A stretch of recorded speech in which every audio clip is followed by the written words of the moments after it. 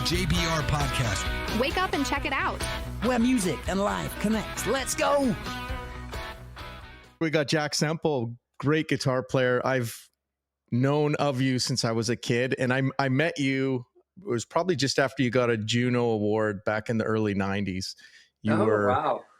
You were playing in the Vancouver area, and I came in as a kid, and you gave me one of your cassettes, and I was just totally blown away by your skills. Like myself, I'm kind of like a simpleton blues guitar player, but you like nailed the blues and the jazz and the funk and all that stuff. So tell us, That's great. How did I get started? Well, I have three older brothers. Two of them are musicians, not professional, but just, folk guitar strummers. And so they got me started playing a couple of tunes, three cowboy chords and stuff like that. And then I started taking lessons when I was 12. And by the time I was 15, I was teaching at the place that I was taking lessons at, and I was gigging already. So Holy I started smokes. professionally when I was 15. That's amazing. That's amazing. And you were out of Saskatchewan, right, at that time? Yeah. I grew up on a farm by Craven, Saskatchewan, and right next door to the Piepot First Nations Reserve. And so my playmates when I was a kid were all the kids who lived on the reserve. And so I was in a very interesting kind of border location, reserve on one side and kind of a German colony on the left. So I had lots of great experiences as a little kid on the farm. And Wow. I'm the youngest of 6 kids, so I got babied like crazy, and I got to practice instead of working on the farm. You got to cut your guitar skills. So how did, like, when you started playing professionally, how did you get into the more national scene of things and get out of your local area? Well, let me see. I started hanging out in a place called the Folk Guild, which was a folk club in Regina. And there I met tons of musicians. There was traveling musicians coming through. And so it was a great education as a young person, seeing these folk artists and whatnot. And then also just the people who ran the Folk Guild, they're all musicians. And we ended up going on the road. And when I was 18, I went on the road for I think at that time for an entire year, just playing bars. Back in those days, this is in the late 70s, there were 6-night-a-week gigs everywhere. And so I cut my teeth doing that, And then eventually, where I live in Regina, CBC had this show called Country West, which was a national country music variety show. And on that show, I was in the house band. So in that show, I got to play with Katie Lang and Ronnie Hawkins and Ian Tyson and just a whole raft of Canadian artists, which was really cool. Colin James, although he was from Regina, I knew him before that too. And then from there, I moved to Toronto. And after a while playing there, I moved with my family to Toronto to play with a band called the Lincolns, which were a really sensational, traditional R&B soul band. And I ended up being the lead singer and lead guitarist for that band and lived in Toronto for a few years. And anyways, that's kind of that's the short story for a long period of time. Yeah, and then because your name is well known as well, because I know you as like the Jack Semple, and obviously looking into you, I heard about the Lincolns and those kind of things. Right. So when did you kind of break out on your solo career? Well, it was after playing with the Lincolns. I just started a band. I called it the Jack Semple Band from, shameless self-promotion. And, I've always loved blues and soul music, a funky soul music. So that's the music I played and that's the music I wrote. And, I still really play the same stuff to this day. That's awesome. And what are your main influences for guitar? Oh, for right now, well, all you have to do is go on YouTube and see, people you've never heard of before who are just melting your face, I mean, that's both inspiring and depressing at the same time. Yeah. But as far as lifelong influences, B.B. King is one of them for sure. B.B. King, Stevie Ray Vaughan, of course, and Albert King. But B.B. King, I actually do a tribute to B.B. King where I learned a whole repertoire of his tunes with his solos and horn section and stuff, and because I love that music, and it's B.B. King played not a lot of notes, but man, it's still hard to try and play with that much soul. It's tough. Yeah, Yeah, he was definitely in the pocket all the time. All the For time. sure. Yeah. For sure. And then vocals too, because you're so well known as a guitar player, but you're like an amazing singer too. And I feel Oh. like you've always gone underrated on that because your guitar playing has been so phenomenal. So who are your Well, thank you. influences there? Oh, Stevie Wonder, George Benson. Uh, like, I'd have to say Stevie, Paul McCartney too. That's kind of rock and soul kind of sound.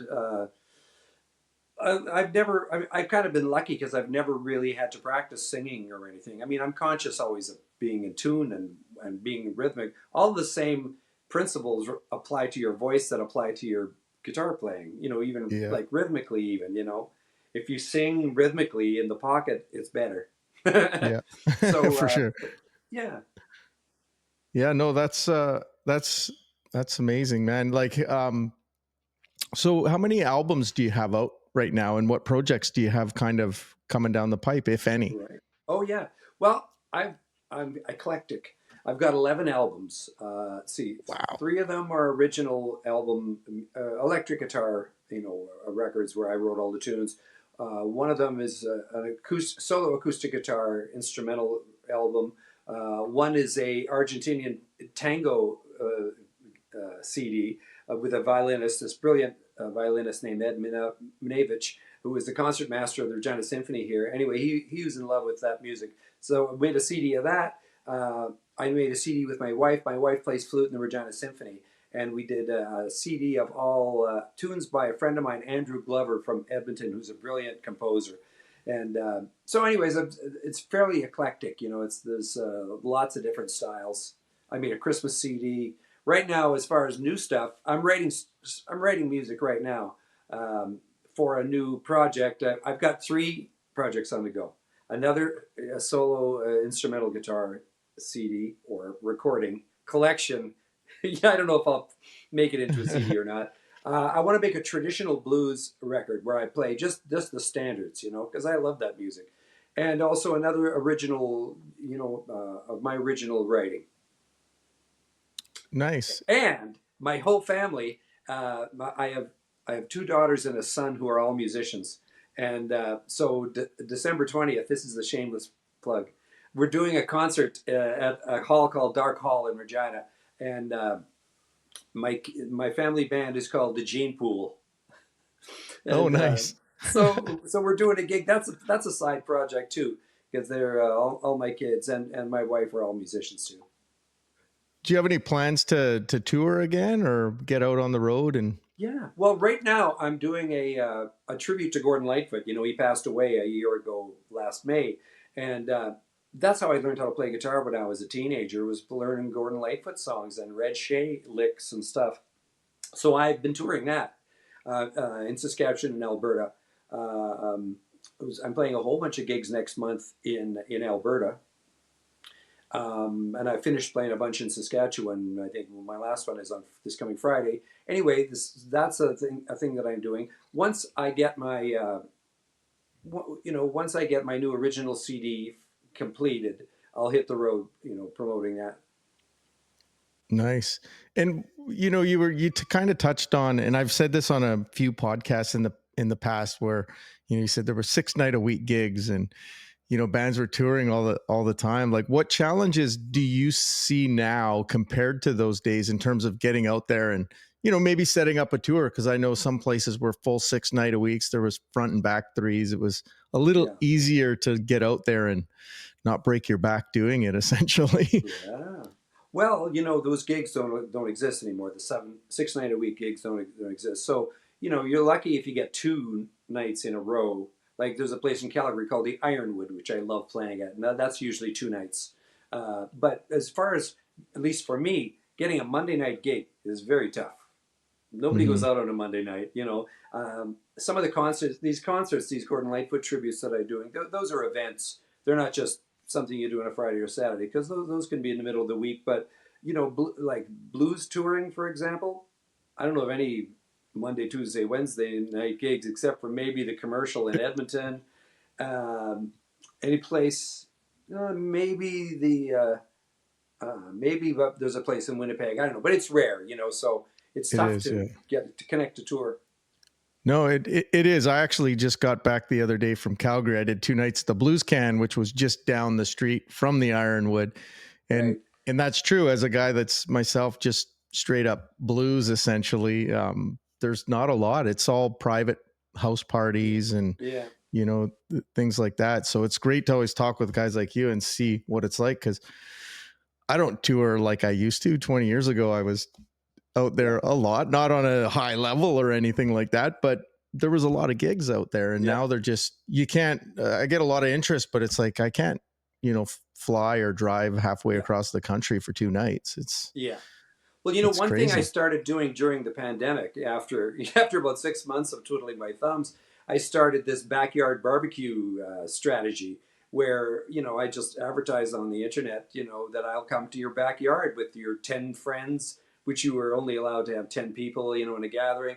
So I did lots of those, and that was just me and a little PA Smart. system. And so I still continue to do that too, even now. But I mean, when there was no gigs during the pandemic, that was a way to gig, and I know other people who did the same thing. And Yeah, it's cool. I mean, it's kind of like a house party, a bit. for sure. Yeah. It's quite intimate. It's funny how things pivot like that. And, there's always, where there's a will, there's a way to find a gig and keep Yeah. working, essentially. Well, the musicians, you have to be a hustler. You have to, shake the bushes for gigs. Yeah, no, absolutely. And I was talking about that with, I'm not sure if you're familiar with JW Jones, but he was on and we talked about that exact thing where it was like, 90% of your time is, on the computer hustling gigs and doing Oh, man. promotion. And the Yeah, no 10% kidding. is like, yeah, we would always say, like, when I toured with Russell Jackson, it was like, at the end of the night when you're slugging your gear out at 2 a.m., it's like, this is what we're getting paid for. Oh, yeah. Because the last Oh, 4 yeah. hours was pretty fun. Yeah. You got it. No, it's tough for sure to get out there. Like, what advice do you have for younger people that get into it? I feel like I got into it when a few years before all that 6-night front 3 back 3 kind of all dried up, and then it kind of just went to shit, essentially. And I see a lot of some younger guys, not as many as when I was growing up, trying to get into it. And I think, man, the challenges that they must be going through now. Yeah. Well, It's crazy. It is crazy. But there are musicians who play music for fun with their buddies on the weekends, But then there are people who are very dedicated and who are going to do it come hell or high water. And those are the guys who are surviving, because you have to have that much passion and commitment. And the bands that I see, I live in Regina. The bands who I see who are playing here are hustling their own gigs. They're booking their own venue. They're selling their own tickets, putting on their own show. And you talk about work. It takes more work to do that than it does to play the gig. But and they're doing it, and they'll go town to town doing this very thing. Sometimes I think sometimes young people are criticized for being on TikTok and wasting their lives on social media, but all you got to do is open YouTube to see how many incredible young players there are. There are still as many, if not more, than there ever was. I suppose the internet just allows you to see them, but you still see the odd 14-year-old person just keep playing their ass off, and it's because music is a passion, and some people get the passion. Yeah, no, absolutely. And I feel like technology's been really great for that, to be able to, get that kind of exposure out there and get the young guys going. But I do miss the days of the agents, because I feel like, those guys that just do it for the weekend or do it for fun, they're winding up in the same venues, getting a same Friday night as a guy that's like an award-winning touring guy that has like ample experience. And I always say this to club owners that, when they go, oh, well, music doesn't work, I tried it for 3 months. And I said, well, when you serve filet mignon on a Friday and then, mac and cheese on Saturday, well, your crowd, you're never going to get a consistency for people to want to eat at your venue. And when you do that with music, you wind up in the same boat. You have a great guy on a world-class musician on a Friday, and not to talk down to the garage guys, but back in the day, I remember the ABC rooms. The agents would say, hey, you're at this pay scale and you play these rooms because you're just not at that level yet, right? Go woodshed it. And I feel like that's part of why people just don't, I see it locally where they don't necessarily support music as much because they just don't know what to expect. Yeah. And those venues that used to have a clientele don't exist. And like you say, guys go out and they have to pound the ground to drive their own business out there rather than, you know, the days of the Yale in Vancouver. Yeah. Didn't matter who was there a lot of the times. People would just show up because they knew there was a great band. Yes, a guy like you would come to town and you would draw people in, but a guy like me would play and people would go, well, I know there's going to be an okay band. They're going to, Yeah.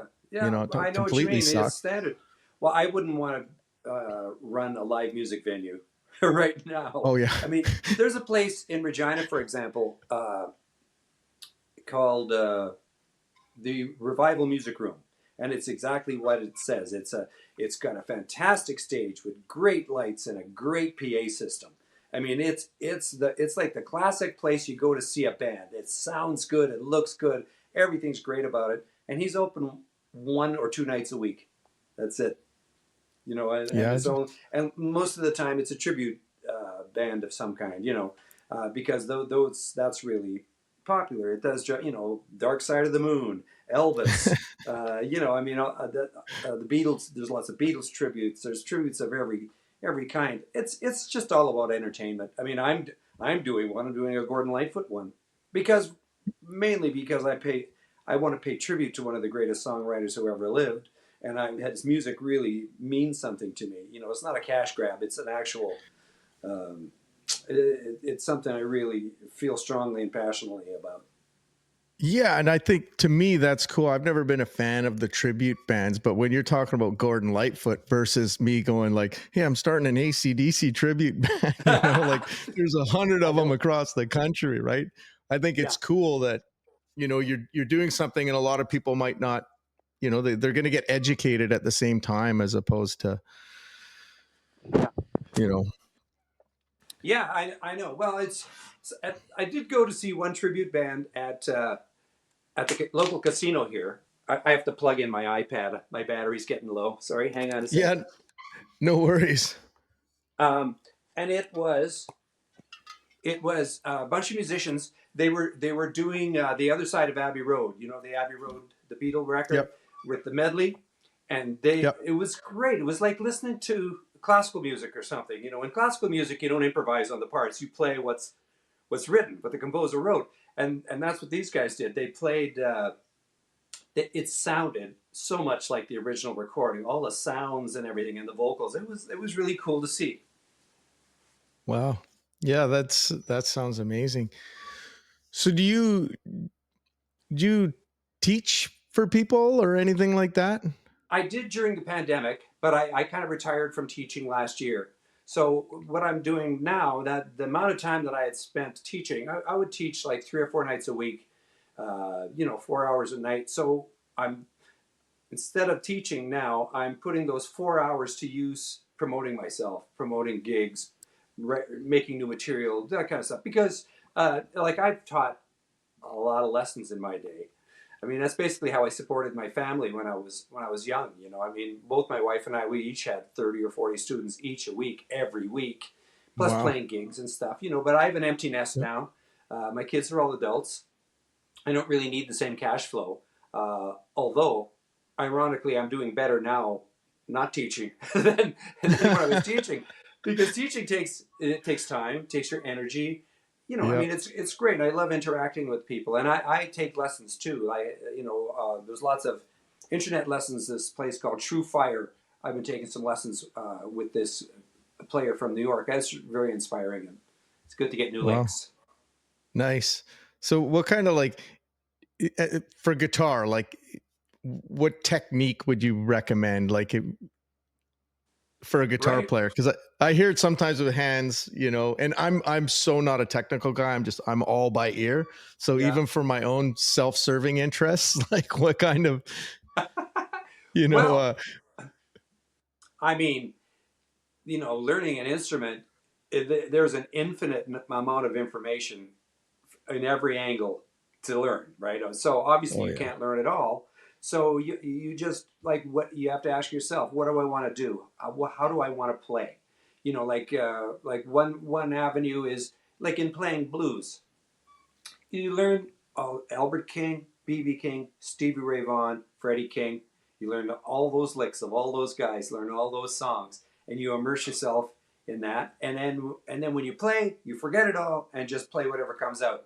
You know that. But on the other hand, like I'm into all kinds of different music. You know, like the lessons I was taking from the Frank Vignola is his name, but from New York City. We had an internet lesson. So I played a bit for him, and he said, "Okay, try this." So this is a conceptual thing. Instead of learning licks, like country licks or blues licks, this is more general music. He said, instead of thinking across the neck this way when you're playing, think of it this way. Think of it from the 1st fret to the 12th fret, or however many frets you got.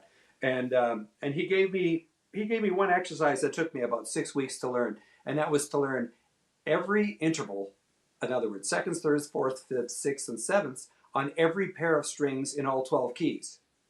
Now, Wow. that's a huge amount of work, because you actually have to map it out, right? You have to map out all this stuff.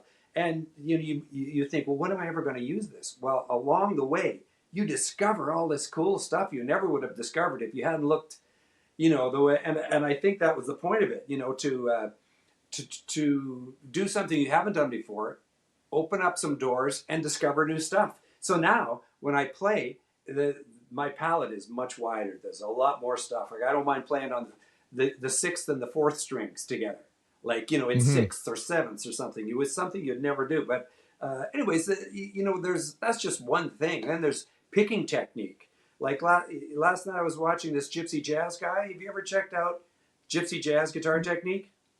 No. It's very different from blues, rock, or country. It's Django Reinhardt. That kind of music. Yeah. Well, there's a whole school of playing that's just that, and it has a very specific right hand picking technique, which I find fascinating. Like I don't use a pick; I have acrylic fingernails. Yeah. And so playing single notes is a challenge for me, because your fingernails grow. So imagine if you had a different shaped pick every time you pick up your guitar. Yeah. But I have a nail file, and I quaff it to the right shape, and when it's right, it's like the guitar is part of my anatomy. Wow. So there's all kinds of limitations, but there's also advantages. So it's I kind of live in that world where whenever I see a guitar player, the first thing I do is I look at their right hand technique and check it out and see how are they doing it, because everybody is different. George Benson holds his pick, like this and plays. The gypsy jazz guys bend their wrists like this and pick away, and the country guys, they hold their hands here and play like banjo stuff. It's a nice little hobby and a science for me. Yeah, no, and that's probably what makes you at the next level of the guitar player, those little nuances that most people, you look past, right? It's like being in the studio and, it only takes like 1/10 of a millisecond to make something sound in or out, sometimes, on things, right? That a guy maybe just can't. That's where I guess technology kind of helps us but hurts us at the same time, because Sure. It can help you when you make a mistake, but then everybody relies on it and you wind up with a world of fabricated artists. But I know that's it's a little different. Yeah. So outside of music, like what are your passions? Outside of music, well, my family. What are my passions? I think I only got one passion. It's all music related. Yeah. Well, what I think about every day, I mean, other than normal life stuff, is I'm constantly thinking of songs, and I'm constantly, like, every morning I wake up, there's either a new song in my head or some old nasty earworm, and so we recently bought a cottage, and so I bought a campfire guitar to take out there, like just a $200 guitar to have out there, and so I put it in open G tuning. Which is, when you put it in an open tuning, not all your licks don't work anymore. You got to come up with new stuff. So I started writing this tune. It's one of the coolest songs I've ever stumbled upon. It was just accident. But, I'm sitting up on the back porch drinking coffee first thing in the morning, and I go, wow, that's cool. And so it's going to be a song. And I pretty much think of that all the time. I'm not really into sports. Uh, I try not to watch American political news, but I mean, talk about a You can't get a. tumultuous situation. I mean, it's both frustrating and fascinating at the same time. Yeah, it's almost like a car accident. You don't want to watch, but you can't look away. Well, there's some big. November 5th is going to be a big day Oh, I know. worldwide. I've been watching it because I work remotely at home, and I kind of have the news on in the background all Yeah. the time, just because try to stay attuned to it and stuff. But Yeah. you say campfires and you got a cabin and stuff, so you obviously like the outdoors. If you got a cabin, Oh you want yeah. to be around Oh well, campfires. that is one. Yes, I love the outdoors. I love hiking. Um, I love being out in nature. Like my family homesteaded. My father is a Scottish immigrant. He was born in 1895, and Oh he wow. farmed. He moved to Saskatchewan after he was in World War One, and lived as a farmer about near Craven, like as I was saying, and lived there for like 25 years, and then got married and had 6 kids. So I'm the youngest. He passed away when I was 7, but all my siblings and I had a very strong, stable family situation, and the farm was right by the Qu'Appelle Valley, and in the prairies it's kind of flat. There's not much variation and contrast, except the valley. There's all these ravines, and each ravine is kind of like an island with unique plant species and whatnot. And I love going there. I often go there in the summertime and have a sleepover just under the stars. And I'm passionate about that, I guess. Yeah, no, that's cool. And I bring it up because when you mentioned it, I love the outdoors and camping, hiking, hunting, fishing. I'm all for it. Oh yeah, If you can yeah, get disconnect, as much as I love technology and a packed bar and a good party, yeah. there's nothing better than just getting out there with the people Oh, closest to you and not being around anything but Mother true, Nature true. itself. Solitude. Yeah. Yeah, for sure. For sure. And I've never really taken a guitar around campfires. People have asked me that before, and I've always thought, I have a Martin at home, but I think it was over $1,000 for the guitar. So I'm like, yeah, it's not the kind of guitar I want to drag to a No. campfire. Well, when I say campfire, like I bought a nylon string guitar. You put a nylon string guitar Oh yeah, like five yeah, I five know. feet from a campfire, forget it. It's Yeah, out of tune immediately. But yeah, I mean, yeah, I just mean a clunker that you can have, and if it falls yeah, over, it doesn't matter. yeah. Who cares? Yeah, it's not a big deal at that point. Yeah, no. Is there any other projects or shameless self promotion you want to do for Uh, things coming down the pipe? Not really. I mean, I have an agent in Lawrence, Kansas, who I've been working with for a number of years. And so, when COVID hit, there was no gigs anywhere, of course. But Trump put up the cover charge to get into the United States by double. I mean, visas and stuff. It's really expensive to get there. Like paid for a P2 visa permit for my trio, which cost $5,000. It's So crazy. before you even play your first note, you're down $5,000. So anyways, I have played in the States quite a bit, but not since COVID, because it's prohibitive. I mean, things are coming back, but they still are kind of slow to come back. I plan on playing more down there again, and once I have a new recording, I'm going to hit the road here and travel across the country. Yeah, no, that's good because I mentioned to a few people here that I was going to be doing a podcast with you, and they're like, "Well, ask him when he's coming back to BC." Right? So if you got things out here, there's definitely a lot of interest for you to come back this way. But in regards to the States, I remember the P2 visas, and I haven't really played the States on a visa. I've gone down there and kind of done stuff, at no cost or promotion Yeah. stuff. So I haven't needed to get a visa, but I remember the days of, getting the visa, and you could get pickup gigs with it. And some of the guys I was talking to were like, oh no, if you get it and you get offered gigs, you're stuck to the gigs that you've booked on that visa for now. And I'm like, are you kidding me? Really? Like you can't, Oh yeah. If you you do, get you caught don't, playing a gig that isn't on your itinerary, you're out of the country.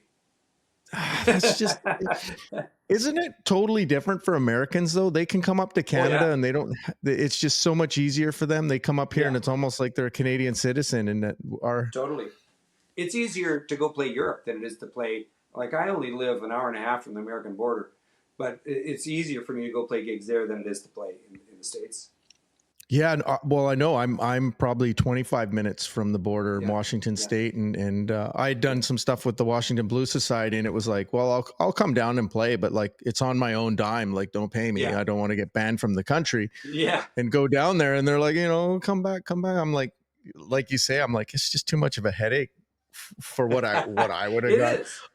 Yeah, that's absolutely amazing. And like I say, I haven't done it for almost 25 years now, but it's unfortunate that that's the case, because it's not like we're taking work away from people. No, there's so many incredible musicians down there. I mean, it's the birthplace of rock and roll, blues, jazz, country, bluegrass. I mean, they've contributed a lot. Yeah, absolutely. To world culture. How do people see where you're going to be at? I just updated my website, jacksemple.com, and I'm terrible at but I've just updated it. Also on Facebook. Just go to Facebook, and all my shameless self-promotion is there. Yeah, okay. Well, I'll definitely put your website and your Facebook links and stuff in the descriptions of these things. So for those that watch the podcast, they'll be able to connect with you if that's of interest for them. I'm playing the Festival Place in Edmonton, November 22nd. Festival Place is this beautiful theater. It's really a beautiful place. So and that's what it's called? A Festival Place, yeah. Okay, it's nice. in Edmonton. Well, it's in Sherwood Park, which is, part of Edmonton. Yeah. Okay. Yeah, nice. So that's November 22nd? 22, yeah, 22nd. 22, November 22nd. Awesome. Yeah, I'll definitely throw that out for some people. Where do you live? Where are you situated? I'm just outside of Vancouver. Oh, yeah. One of the suburbs of the Vancouver area. Yeah. I used to play the Yale all the time, but since the Yale... doesn't have music. Does it have music anymore? No, the Yale's done. Actually, I played there the last night it was open with Dave Gogo, Jimmy D Lane, and Tim Vaughn. I think he's from out your way or something. Yeah, no, that closed down probably almost 15 years ago. I think 2011, I guess it was. But yeah, and when I first met you, when I was just like a kid, that was at Jake O'Grady's, if you remember that place. I love that place. That was a great place to play. Yeah, no, it was good actually, and it was a guy named Greg Thompson that got me in there. He was running it at the time. I know Greg very well. He's from Regina. Yeah, absolutely, he is. Yeah, I'm playing with him this Sunday. He runs a jam out in Mission area and stuff. Yeah, say hello to him for me. I will, absolutely. And if you're ever interested in coming out to BC, there are a few things in the burbs. Not like downtown doesn't have anything, so. Right. You could probably line something up. There's a few places like JW Jones is coming in doing, there's a guy that does some private events. He has a nice big hall that holds a couple hundred people. There's the Blue Frog, few pubs that, you could probably pick up maybe a weekday. I have played the Blue Frog a few times in the last couple of years. That's a great gig. Yeah, that's a cool place as well. So there's a few things if you get on the road again and you want to come out this way, by all means, not that I can help too much, but Oh, that'd be great. Greg probably could. He's good at that stuff. Sure. Yeah. Yeah. No, I appreciate you taking the time to come on, and maybe we'll catch you further on down the road, and I'll definitely keep my eyes out on what you're doing. Great. Well, it's nice to talk to you. Thanks so much for this. Yeah. You as well. Cheers. Okay. We'll cheers, soon. man. Okay. You bet. Bye. Bye-bye.